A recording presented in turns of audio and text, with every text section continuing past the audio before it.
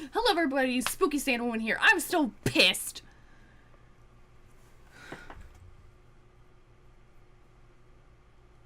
I'm so mad.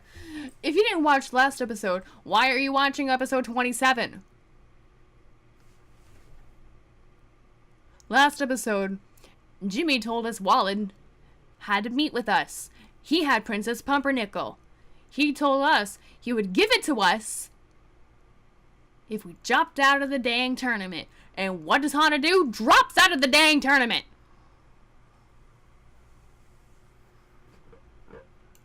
So, there go all the tournament points I've been collecting somehow. Walla disappeared down the hallway with a skip and a step. I gazed at the box in my hand. It was made of cardboard and plastic. The figure inside grinned knowingly at me, taunting me. A figure made of plastic and paint. And apparently real garnets. Stupid. Still, I could give it to Gerard now. It was just a matter of finding him. I ran up to my locker as quickly as I could, the box's weight carefully distributed between my fingers. I opened my locker and flung several books from the top shelf, then set my box carefully in their place. Very gently, I shut the door and dashed into class. This is gonna be so much worse. I bet someone's gonna, like, steal it back just so they can have her out of the tournament. Miss Mizuno. I winced as I stepped into the room. Miss Shizuka, might I have an explanation for your lateness? My eyes darted to PBG, Shane, John. They gazed at me innocently, completely unaware of how I betrayed them. How in the world was I going to tell them I was quitting the tournament? Miss Mizuno! I don't. I'm sorry. Of course you don't. People never seem to these days. She snapped her fingers and pointed to my desk. Sit. I scrambled into my chair, trembling slightly. Maya leaned over my shoulder and giggled. Oh, way to go. I sense a rant coming on. It's not my fault. Men! No, people! People these days don't know how to respect each other's time. You make an agreement to meet in a place, and what do? They make you wait 20 minutes, no phone call, not even a measly text. As if I don't have better things I could be doing than waiting around for you. Do you think time comes cheap in this reality? Of course it does. Every second you spend is a second you will never get back. Look at me! She slammed her hands on the desk. Look at me! Heed this. Respect a woman's time. She's very little of it. Miss Shizuka fingered the chalk in her hands. All at once it snapped in two. She cleared her throat and straightened up. Now then, class, about regenerative shields. What? She's crazy. Don't say that. She's having a hard time. Do you even know how old she is? Isn't she 25? Ha! That's what you'd like you to think. It must be hard when you feel like you're getting older. Miss Shizuka shot a glare in our direction and we silenced. There was only one thing left for me to do, and I spent the entire rest of class dreading it. No matter how I tried to spin it in my head, this was a conversation that wouldn't have a positive end. There was no way to not make it hurt. I wanted to find a way to at least make it hurt less, but what in the world was I supposed to do? Instead, an impending sense of dread settled over me. The class lights were too bright, the room too stuffy. Everyone seemed happy and carefree, like they were somewhere else, or they were from a different planet. I nibbled the eraser on my pencil until it disappeared, and then it was time. Hey, guys, can I talk to you about something? What's up? Sure. What's up, Hana? There was no good way to say this. I had to rip the band-aid off. I'm not gonna compete in the tournament. What? Why the hell not? We only have a week left. Why are you doing this now? Couldn't you have told us sooner? Why are you leaving? I can't say why. You can't say why. You've got to be kidding me. I'm really, really, really sorry. My god, she's serious. No. I don't want to hear it, Hana. I really don't. Just go. I nodded and turned away, shoulders hunched. This isn't what I wanted.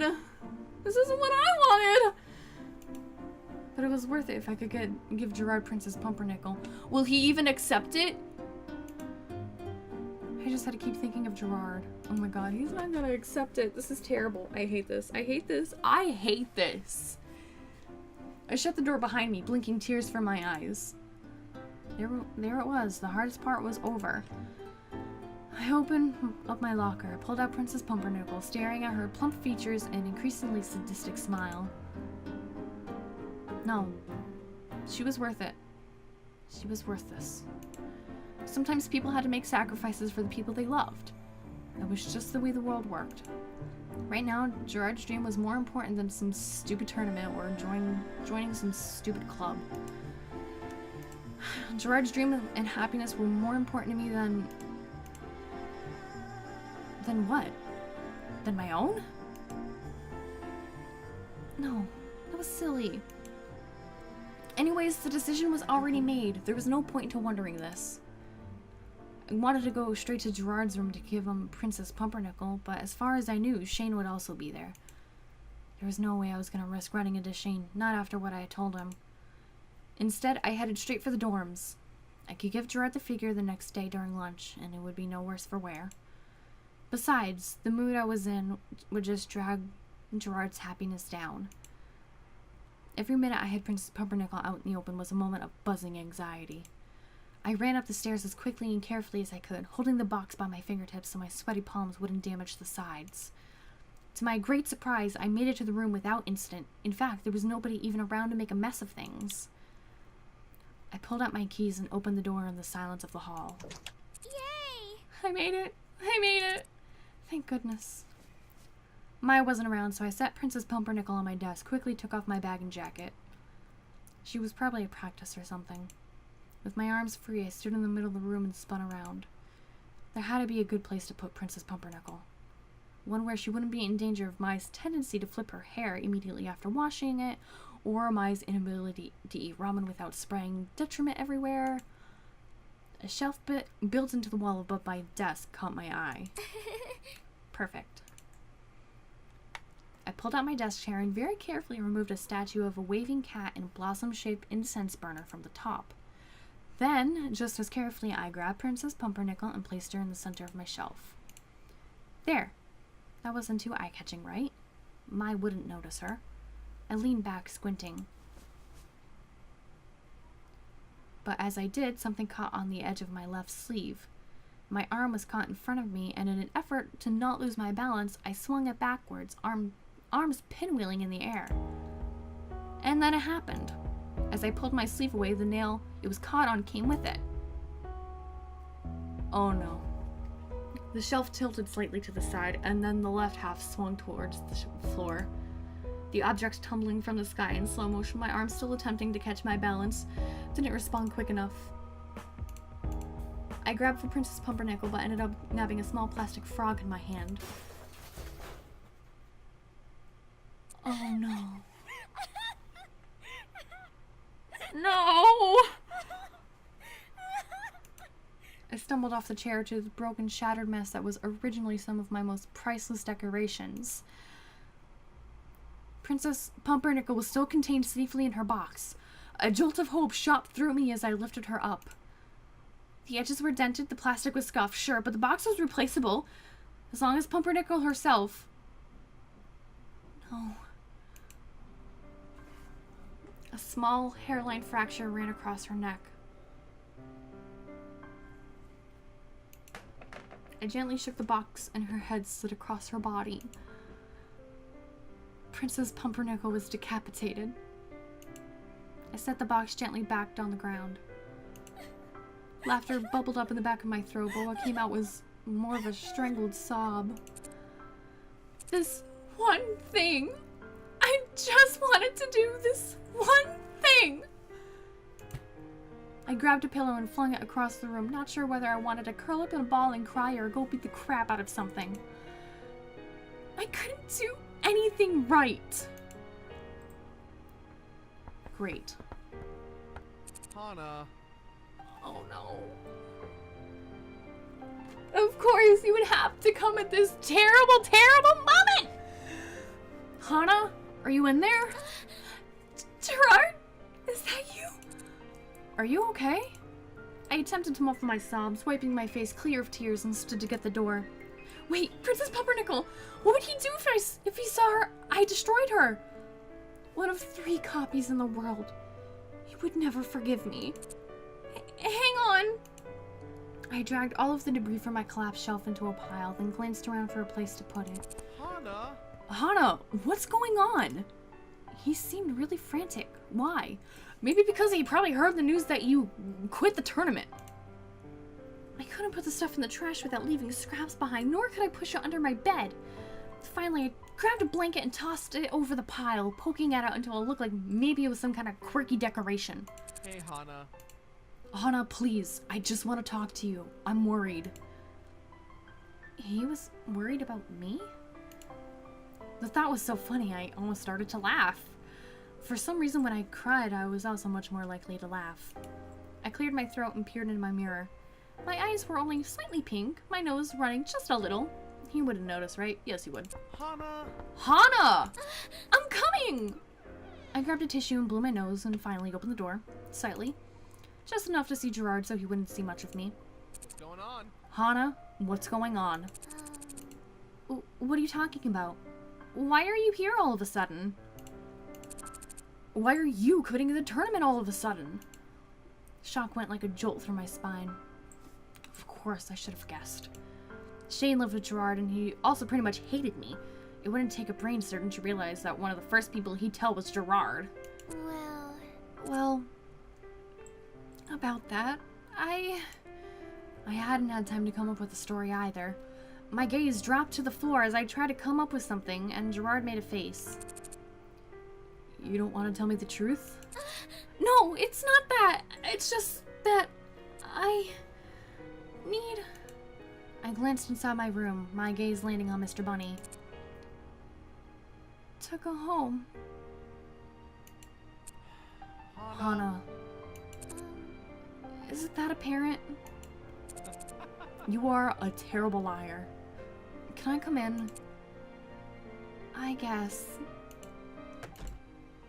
I stepped back and let Gerard into the room, my mind still spinning for some kind of explanation. Nothing. There was nothing to explain my sudden change of heart. Biting my lip, I changed tactics. Where have you been for so long? Huh? What are you talking about? Why haven't you been around for lunch or class or anything? It seems like you've been upset about something. No way! No, I'm not upset. Of course I'm not upset. He seemed genuinely surprised that I reached this conclusion. So surprised that it almost made me angry. Really? Really? Because you've been ignoring me as if you were upset. It's not surprising I reached that conclusion. Hana. Hana. Is that why you decided to leave the tournament? You thought I didn't want you on the team? That's not at all. No. No, of course that's not why. What kind of worry word do you take me for? I'm not a worry word. What do you... You're funny, Gerard. You're not a worry wart? I mean... Gerard scanned my room. Suddenly I realized it was his first time here. I stifled the urge to smooth out my bed and hide the papers left out on my desk. Doing something like that would only draw more attention to the fact that I had something to hide. Hana, your shelf is broken. Do you need help fixing it? He pointed to the shelf above my desk, which still hung vertically following the destruction it wrought. No, that's fine! I crossed to my desk, trying to block the view of the broken shelf with my tiny frame. Gerard's eyes traveled from the shelf to me to the blanketed pile next to my feet. What's that? Immediately tears pricked my eyes. Nothing. It's nothing. Nothing? But you seem really sad about it. Are you sure I can't help? Gerard was staring at me with large puppy dog eyes, all sincerity and compassion. I slid to the floor, energy draining from me.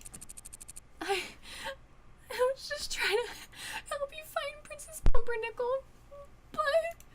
I pulled the blanket off the pile, grabbing the box from on top. But I decapitated her and I ruined it. And now you're gonna be so mad at me. And I promised Wallet I would be in the tournament in exchange. And now it's all ruined. All the stress of the day finally caught up with me and I started sobbing right there on the floor. I didn't want to see his face. I didn't want to see him. But Gerard pulled me into a gentle hug. Oh. Hana, it's alright. It's okay. You don't have to feel bad. I'm going to anyway. I just destroyed a fucking pretty much priceless artifact. Sort of. You promised to quit the tournament just to get me Princess Pumpernickel? I think that's the nicest thing anybody has ever done for me. Really? Is it? Of course it is. It makes me kind of happy that you'd go so far for me. But you definitely shouldn't ever go so far for me. I'm not worth giving up your dreams. I just wanted to repay you because you're always taking care of me and doing things for me and I don't deserve it at all. Whoa. Who says you don't deserve it? I do. Why don't you deserve it? Memories from the past year trickled into my mind. I was cold, I was cruel, I was completely despondent. I was someone I was ashamed of being.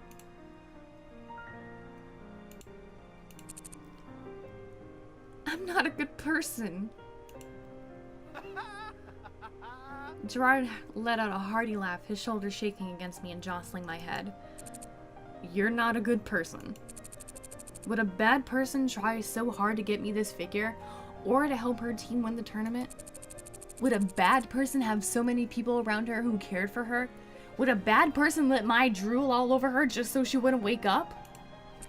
You're kind of silly, Hana. Maybe. I wasn't completely convinced. Compared to Gerard, I was the Scrooge. I promise.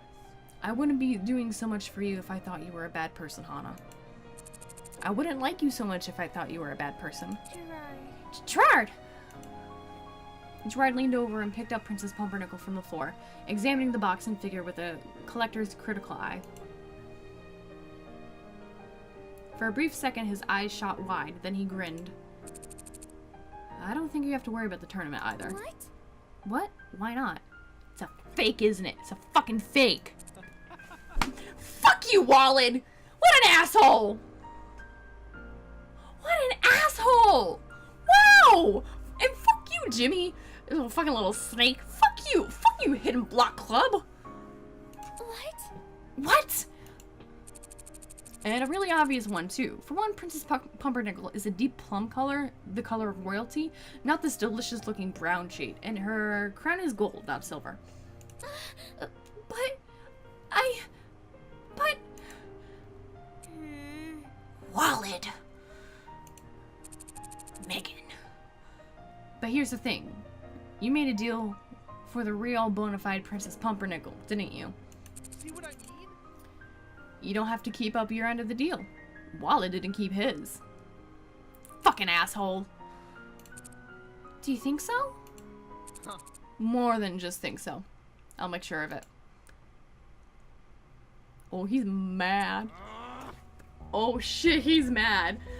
You know what? We're gonna see Mad Gerard in the next episode. Is he gonna beat the shit out of him?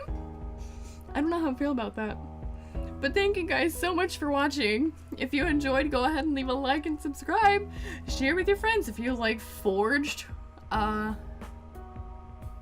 rare trinkets. Forged rare trinkets. There we go. Bye-bye!